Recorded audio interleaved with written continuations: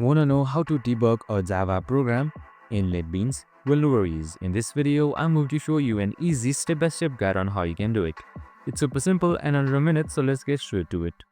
Now, first things first, simply open up your NetBeans application. So make sure you have it installed, and we have also created a video on how to install it, so make sure to watch it. Now, once it's here you can see new project. So simply select new project and then select Java application right here. Select next and then select your project name. Now select finish and a new window should open up with your Java project. Now right here you can see your Java project opening up. So you should be given this small code by default. Now in order to debug it, you can just simply select debug right here and then select debug project.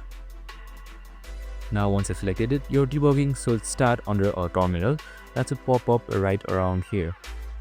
And your debugging should be finished after a proper scanning of your project. And once that is done, if there are no errors, you can just simply run it out. And that's it. Super simple and easy.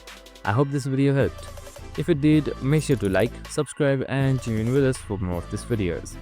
See you in the next one.